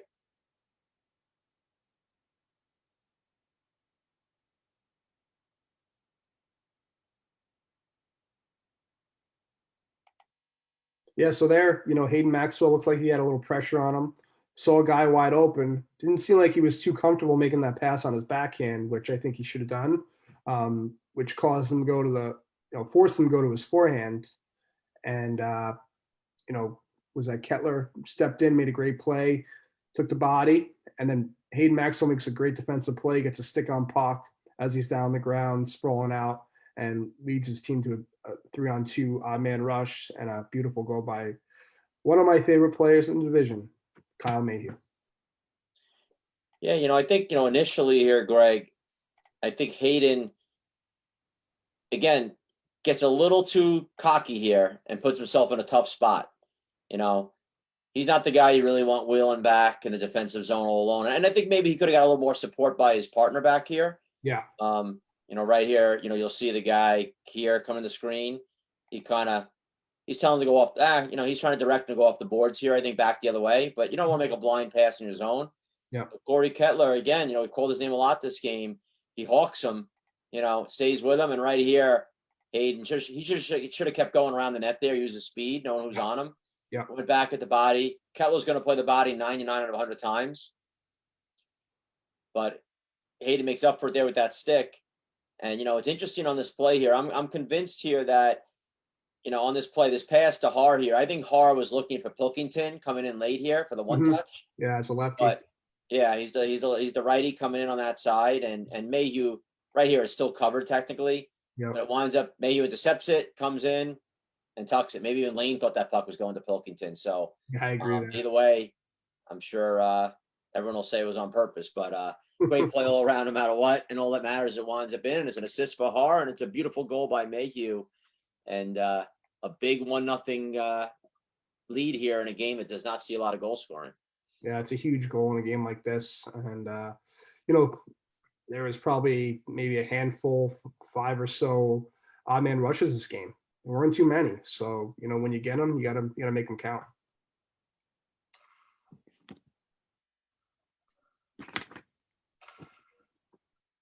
George, we talk about all the crazy stuff happening, this, that, and the other. It's 2020, so who knows what the heck's going to happen in this roller hockey tournament. Beautiful move into the zone. That shot is chipped over top of the net. Novak going coast to coast. Yeah, I love that play by Kyle Novak. On the initial breakout when he got the puck, just watch him. He's got his head over, watching Ketler at all times as he's pivoting. Kind of turns, waits for that puck, gets in a great position to receive that puck, makes an awesome play. That move I've seen 100 times, actually probably over 100 times by Novak, and he gets a great scoring chance out of it. So it's a great heads-up play by him. You think there's too many players in the game today, Greg, that have played in a game together more than Kyle Novak and Cody Ketler? Yeah, not many, if any. This is Phil Maroon, coach of the Marsblade Lions. Okay. And I guess, yeah, I'm the brother of Pat Maroon, Stanley Cup champion, back-to-back Stanley Cup finalist. Are you listening to the State Wars Hockey Podcast? Because I know I am. Let's go Bolts, baby. As head coach Phil Maroon, obviously that was recorded before his brother would win his second. I know we're calling him now. I think he changed his name officially on his license now to back-to-back Maroon, 2 back-to-back Stanley Cups. St. Louis Blues, of course, last year, and now this year with Tampa Bay Lightning. And we'll look forward to having him on a future podcast. Our good friend, Pat Maroon, congratulations to him again, and his brother, Phil, who's coaching this Marsblade team here and could probably use his brother. I'm willing to bet there'd be a goal score for Alkali right now if Patty Maroon was on the rink for the Lions right now. He's a terrific goal scorer in roller hockey, GT. Yeah, he's a big game player, as you saw in the playoffs. Makes some great plays, timely plays. But yeah, roller hockey is a natural goal scorer, man. He's a big boy. It's hard to get him off the puck, and he could bury. I think you can make an argument, Greg, out of all the players and you've been around forever that you've watched play roller hockey at all age groups. You can make an argument that he's one of the most dominant players in his age group. Yeah. Play the game from a kid to an adult, correct? Yeah, totally. Especially, when he was a kid, no one was getting that puck from him, man. He's such a big boy. And, over the years, he learned how to use his body and size and skills so much better. It's just remarkable. And, we were fortunate to have him on our sniper team all those years. So pretty cool to see him develop as a player, man. Just incredible. And so here we got a play coming up here after this face-off. And again, you see Alkali 4 across and, Rink Rat, again, they set up more in that ice hockey style here. And I think Rink Rat's fine with that. They don't mind not being. So an easy win by Alkali. They control the puck. And if you're Rink Rat, you don't want to force anything if they're not forcing you to make any mistakes. Cody Ketler lethargically up into his offensive zone. Gets around a couple. Double teamed and eventually turns it over. So again, there we talk about uncharacteristic plays by Cody. Kind of forces it here a little bit. I don't think he's expecting to be swarmed like he is here. And Rink Rat does a terrific job here. They just swarm him. He thinks he's free here. He gets by. They squeeze him out. Blind pass. Rink Rat has the puck now. And again, this is probably, I haven't kept track, but I would think there's probably more unforced errors in this game than in most of the games we've watched for day one. A lot of blind passes leading to not scoring chance, but just leading to control by the other team, which is, Greg, usually the team that has the puck more is the team that's going to win the game. Yeah, and Ketler's probably thinking, not much time left. Let's try to create something. And, both teams weren't really giving up left in much. the game, Greg. Still, Yeah, no, for sure. But, it hasn't been too many opportunities, and, both teams haven't really given up much defensively. So maybe try to get something going here. But, they squeeze them out and cause a turnover. You know how it goes. You start getting frustrated, right? You start forcing stuff a little bit. You just want to get that one goal. I'm sure Alkali's thinking, if we just get one, guys, we're going to win this game. We got to get one, though. It's got to start with the one, right? Yep, for sure. For sure. All right, here we go here now. So we're going to have a play coming up. Novak's drawing a power play. We are one power play of the game. Let's check it out. Oh, if trends continue, the Snipers aren't going to win this year because they win every other year. Novak Chop down. knocked down a power play here for Don't Alkali. want. The Snipers won in 15, 17, and 19. So Wow. 2021 will be their next. So 16-18 was Black Ice. No, Black Ice Rink Rat. 16 was Black Ice, and then 18 18 Rink was Rat. Rink Rat. There's your 3 winners and 5 championships and Wow. 6 PAMA Pro. So, Greg, Novak draws that power play there. And it looks like Alkali Phil Maroon called this timeout here. Yeah. And I got to be honest, I'm not a big fan of this timeout call for Alkali. They really didn't have their star players out on the rink at that point. They're offensive players, so it's not like they're tired or whatnot. And I just feel like you're just giving Rink Rat a chance now to also talk about the kill here and what they want to do. Alkali is a talented team, the more talented offensive team of the two. I'd want to, it's almost like to hurry up in football. I want to get in there, get our guys out there. Let's go. Let's win this face off, and let's set up our power play and score a quick goal. I feel like they slowed it down a little bit here. I don't know what they're really going to be talking about that needed to take this timeout. And not to mention, with 5:42 left, down by a goal, I might want to have that timeout down the road if I want to pull my goalie or talk about something later on if we're still losing. So I'm not a big fan of taking this timeout. If you score the goal, maybe we're not having this conversation. So we'll see how the power play goes. But I'm not a big fan of that timeout here. Yeah, it's not like they had previous power plays where they didn't score. This is their first power play. So, I don't know if he saw something in the goalie or maybe a defenseman or something like that. Like you said, I think a majority of their power play, they were on the bench during that. Obviously Novak was out there, but other than that, maybe he was resting him up. I'm not sure, but we'll see how that goes. Yeah, and you mentioned Novak here too. That's the other part of this power play too. I was really surprised not to see him on the power play.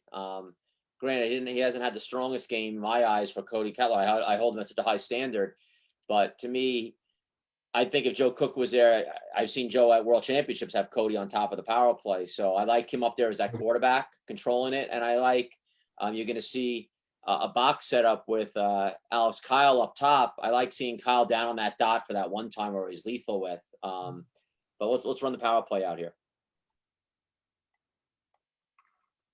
Do I like wearing it? Nope. Hate it. Do I mind wearing it? Nope. But whatever. Spezia down low. Novak tried to center. Right off the bat there, Greg, I mean, we talked about this. I don't know if it was Black Ice. I guess it was the Roadrunners. Roadrunner game, how yeah. good they were off the boards to each other at the point. That's another example here. Almost a little too nonchalant for me. I like to see Alkali here use the boards. You agree? Yeah, totally. Or maybe work the puck behind the net with Westcott and Novak there. Kyle Novak definitely forced the puck there. Words, man. That's what I know. Mayhew wanted to push that forward, but you don't want to give it to speed. At that point, I'd like you to stop and just look back. Well, that was impressive Because- by Mayhew because he. Yeah, but you're not going to beat speed to the outside there. If you could stop and turn it back, that's when you have to respect who you're playing against. And that time you're not going to beat speed there. He's over to Kyle. One-timer's blocked. It goes to the knee. I think it's 7 times out of 10. That's a goal right there. Yeah, right. Novak nearly had a tap in. And here you have to understand that they want that shot coming to speed, going to speed, which I'm surprised they're playing a box here. It's usually the diamond and speed, and they want that shot to come from AK. Alex Kyle's one-timer is unbelievable. I think they want it here. Spezia Set it up put it in his perfectly. skates. Down low for Westcott. Power move at the front of the net. Big save by Joel Eisenhower. I'm a big fan of Westcott, Greg, and I think he's a good goal scorer and a huge pickup for them. But I'm really surprised that he's on this power play, and that's in no way knocking him. It's just because it's the first game of the tournament. It's his first time playing with this team. It's their first power play of the game, and it's 1-0. And the fact, Cody Ketler, captain of the team, is on the bench. I'm really surprised, put a lot of pressure on a young guy here. You know, and he did have a good tournament for them, but I'm kind of surprised he's in this position here on the power play. Yeah, I mean, I don't mind him being out there. Give him a little confidence. You know, he's a goal scorer. He's a natural goal scorer, and this is what he does. You know, he's a goal scorer, and this is a big time to bury a goal, and kind of need your goal scorers to come through during this time. So, I don't think it's a bad play. I think he's, you know, especially his first game out playing with this team gives him a lot of confidence. So, I don't mind it. Oh, we'll see if he scores. Let's go. 20 Allen left gets in to the it power far play, side. Trev. 20 left in the power play. Spezia in shot and a glove save by Joel Eisenhower. Alex Kyle, 51 points in 57 games for the Maine Mariners in the ECHL last year. Handful of games in the American League as well. Alex Kyle down. Yeah. Right here, Greg, this play. I'd like to see Westcott find Spezia here. Yeah. Alex Kyle makes a great play, kind of taking the defenseman out, Yep. you know, and leaving that lane wide open for Spezia to curl in for a nice, easy shot on net. But Westcott seems to force it here. So yeah, I'd like to see Spezia getting that puck as well. Because this whole power play has been pretty stationary. And here, Kyle, like to your point, makes a great play. He passes it to Westcott and then goes hard to the net, pulling men with him. And then Spezia does a great job of rolling behind him. And Westcott here as a lefty, and he's pretty down low. He's almost at the goal line when he shoots his puck. I'm sure Westcott, his comfortability, I would think, on the power play is probably more up higher than where he is in this power play. Mhm. And then, you know, if he finds Spezia here, I think Spezia's got a good chance to score a goal on the high slot here. So let's watch it through.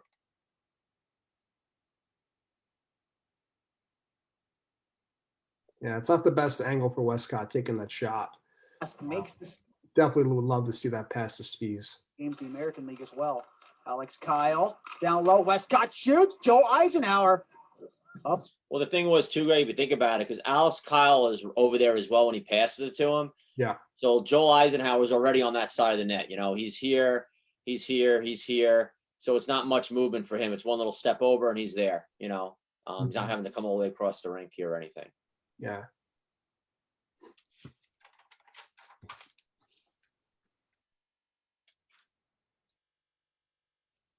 All right, so they do not score on this power play, Alkali, which is a big power play for them, down 1-0. And we're going to see here a terrific move by Sammy Eisenhower. One-on-one here. I think it's with Alex Kyle, but let's watch the great hands by Eisenhower here. Mayhew into the zone. Now he turns back. 2:20 left, George. 1-0 Rink Rat lead. Verstegen wants it. Miscommunication. Verstegen heads up. Drop pass for Sam Eisenhower. He toe drags the Oh, outside. my. Back in front. Beautiful move. Saved by Lane. Oh,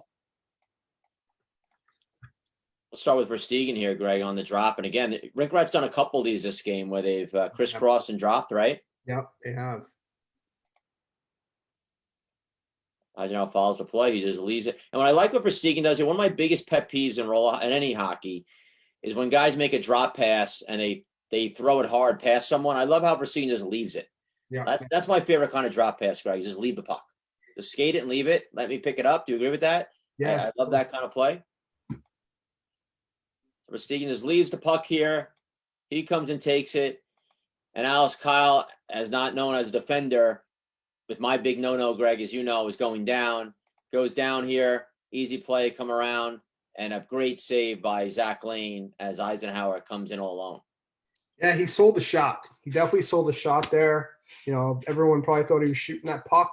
Makes a great play last second and pulls the puck to the outside and gets a good shot on net. And Zach Lane keeps it Drop one. pass for Sam Eisenhower. He toe drags the Oh, outside. my. Back in front. Beautiful move. Saved by Lane. oh, Beautiful play by everyone involved in Lane. Now, a play that goes unnoticed here at the end of this, Greg, is a play that I think it's just not a good play by Verstegen. And I understand why he makes it. He's thinking he's going to catch Zach Lane sleeping here maybe. Yeah. But it's 2 minutes left in the game. You're up by a goal. You have control of the puck. All the Alkali players are back. All you got to do is control this puck, send it back, work the clock, whatever. And what Verstegen does is he forces one, throws a blind shot on goal. Zach easily saves it. He could have saved it with his teeth. Puts the puck down and gives Alkali the puck now and a chance to pull their goalie or control the puck, whatever they want to do with it. Let's watch it through. But beautiful move saved by Lane. Oh, Beautiful play by everyone involved, and Lane wins that battle with a right pad save. wow. That could have been the game right there. Big save. So now Alkali has full control now with 2 minutes left, as opposed to Rink Rat having this puck, Greg, which these are the little things that turn into big things later on. If Alkali would wind up scoring a goal here, which, not to give it away with 2 minutes left, they don't. But if they would have, that's a big play right there, which doesn't seem like a big play at the moment. We're going to fast forward here now to a nice little back and forth going both ways here, Greg. We'll let it roll out as it's a good exchange for both teams and action on both teams. And if you're Dan Maxwell, you're definitely pulling out some of that spiky hair of yours here watching this, because the last thing you want to do is exchange chances of 1-0 with less than 2 minutes left. Let's watch it. As he has all game, stopping 13 of 14 Alkali shots. Then goes shot, save made. Bucks hits over to the near side. Joaquin Chavera Joaquin skating. He wants it. nearly had that one. Now Alex Kyle, watch out, big shot off the crossbar. Joaquin Chavera heads back the other way. He's got a one-on-one. Watched by Krogman. Joaquin shoots, Lane the save. Joaquin gets to that loose puck. Deep too. He wants to keep it deep there. Minute 28. Smart play, because if he throws it back, Alkali's now watching high, and that's what they. Spezia's on his horse. He's flying. Runs out of space, centers it, backhand shot. What a save! So great. There's probably more action in that last minute there. Quality chances, maybe the whole game. Just some star players, right? Alex Kyle, Joaquin Chavera, Tyler Spezia just doing their thing. Yeah, excellent. Play by Alex Kyle, get that shot off. Unfortunately hit the post. Looked like he had a lot of net there. Fortunate for Eisenhower for sure, but makes a great play. Puck goes out. Joaquin Chavera grabs a puck. We'll slow it down here.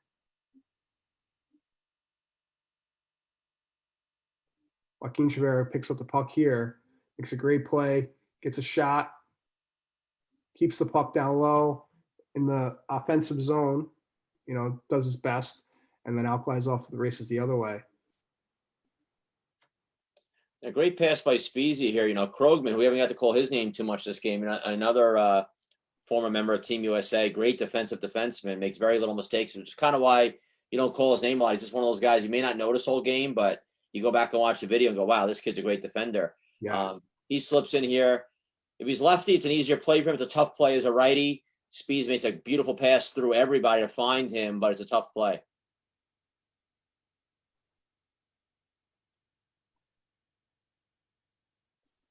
Yeah, I think Krogman wants that one back for sure.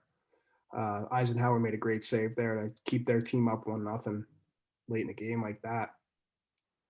Absolutely. We're gonna take it here to luckily for Alkali, Rink Rat called their timeout. So timeout that they could have used earlier, that they used earlier,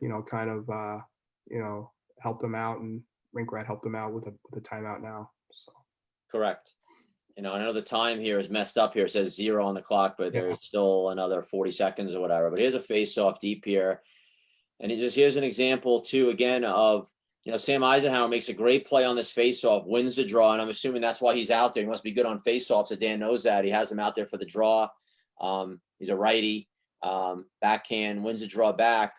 But then he gets to that puck and rushes it, and instead of controlling it, taking his time, getting behind the net to Verstegen, he throws it and gives Alkali another chance here at the point. So let's watch this here through. Before that 4-5 game.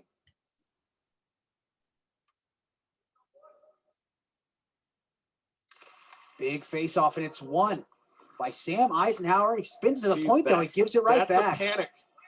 That's a panic moment. Eisenhower had Verstegen wide open behind the net. And now you have to set up defensive. You give them a chance to pull their goaltender. It's a panic play from Eisenhower. 5-on-4. He's better than that. Cody Ketler to Westcott on the near dot. To the high slot. Spezia wanted a one-timer, knocked away. Verstegen pokes it forward. It's blocked. Comes to Sam Eisenhower. Puck's bouncing around like a ping pong ball. Now Verstegen. Good play by Verstegen. Puts it low. It looked like you didn't even care to get it on that. Just wanted to get it deep. He did have some time, though. He did have some takes time. the extra time and shoot that empty net. Alex Kyle and shot. Pad stop comes to the near side. Westcott doesn't take the shot. Try to find Spezia on that high slot. He had Spezia there. Down to 30 left draft. Second time they've gone there. Must be the play they're looking for is the bump man, Spezia. So Bryson's on. Westcott's off. Get the big shot out there. Ooh. And a penalty here. That's a bad penalty by Spezia there. Spezia. You know, Cross. played a game like that. I'm not sure what happened beforehand. You couldn't really tell. Guy, and sometimes he lets his emotions get the best of him. He does so well. Behind the play, Always gotta go couldn't back. really tell what was going on there. But Spezia made a dumb mistake here and took a bad Gotta be penalty. confusing as to which penalty box you're going to when. Not really. Why would their penalty box be connected to the home team bench? Right, I get that, but it's happened 7 times already today. And here, Alex Kyle gets the puck The here. penalty box are on Great box play. down the side, just pick whatever one's first. Yeah. And I Well, get you're usually mad and barking at the ref. Here comes Alkali. I got 10 seconds to work with. Kyle, he's going to go coast to coast, tries to cut to the front of the net. And that's the movie you were talking about earlier, Tim. You know, you wanted to see more of Alex Kyle using that speed, using that big frame of his, making that power move to the outside. And he makes a great play here, gets a scoring chance. I'm not sure if he actually got a shot on net, but he took the goalie out, and face-off does go outside the zone, unfortunately, for Alkali. Yeah, I know we talked about, we watched this over and over again the other day. It looks like to me like Joaquin here grabs him with his right arm and pulls him back a little bit. Yeah, it's kind of hard to tell. Yeah. With 8 seconds left, it's not going to be a penalty shot. So to me, it's a smart play by Joaquin, even if he does it, whatever he's got to do here. Yeah. Just watch his arm here a little bit. See right here, he's got a left hand on his stick, Joaquin. You can see, I don't know if I could stop it right on the play or not. Yeah, reaching around. See right there. Yeah. Right there. You see his arm, Greg? Yeah. They slowed it down. He comes around there and he grabs it. And I think he throws him off balance slightly. See Kyle's arm, his head drop back a little bit there. Mm-hmm. You can see his head drop back slightly when he comes through here. Right here. And he goes off balance. No harm, no foul. And the game ends there. It's going to end 1-0. Rink Rat, which it's funny when I talk to friends of mine and I say that, hey, roller hockey is played 4-on-4, no offsides. They immediately think the games must be 16-15, 20-19, 10-8. And I say, no, they're pretty low scoring games a lot of times. And we've even had 1-0 games or 0-0 games. They can't believe it. And that's an example of 2 awesome pro teams, definitely 2 playoff teams, top group teams. And they finished the game 1-0, which is pretty crazy and just speaks of Joel Eisenhower and Zach Lane in goal, who aren't names you hear when you think of the top tier goalies maybe in the pro division. But just shows you how good the pro division, the goaltending is all around. I mean, there's really no bad goalies in this division. They're 2 great goalies right there. Yeah, and it's crazy. The periods are long. They're 18-minute periods. So for only 1 goal to be scored in this game, it's pretty incredible. And goalies, man, they came up big for both these teams. 100%. So, yeah. So right now we're going to go over our 3 stars of the game. Brought to you by State Wars Hockey. Our number 1 star, my favorite player on the rink, Kyle Mayhew from Team Rink Rat, scoring that big goal, nice little tuck. Goaltender Joel Eisenhower from Rink Rat, our 2nd star of the game with a shutout. And Alkali's goalie, Zach Lane, number 3 star of the game.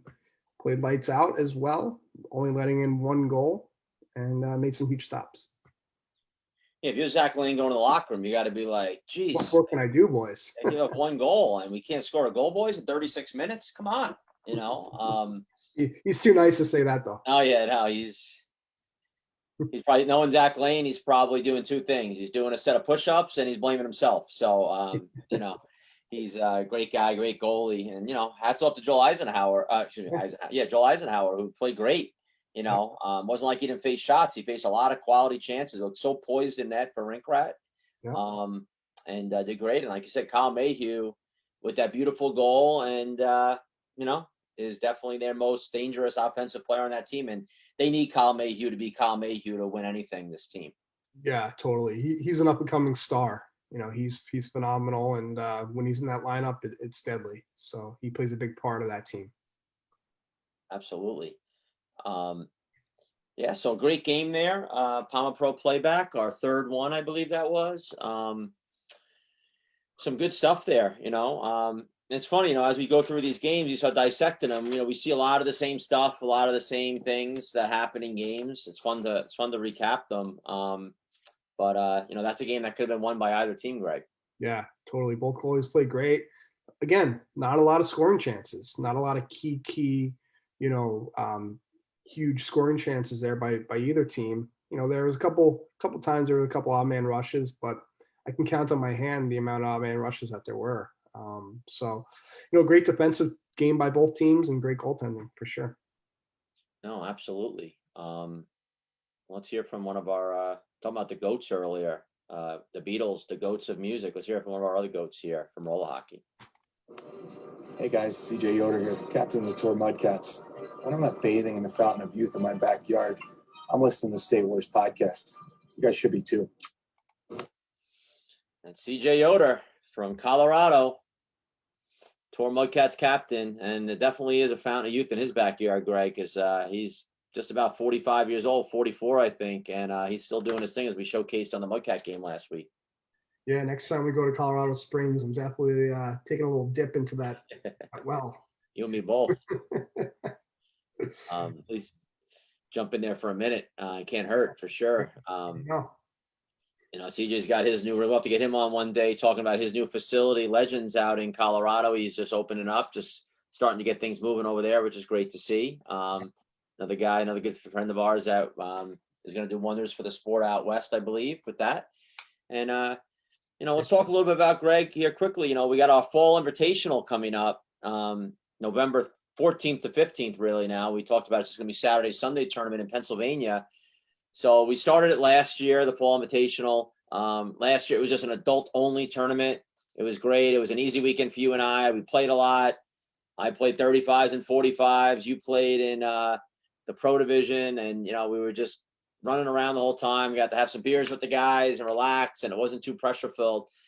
But this year, with so much ice hockey being in hiatus and stuff out on the East Coast, we decided to open it up to the youth as well. And we've had a lot of feedback of teams wanting to play. So that weekend, we're going to be holding almost two separate tournaments at the Marple Sports Arena in Broomall, Pennsylvania. Is going to be our youth divisions.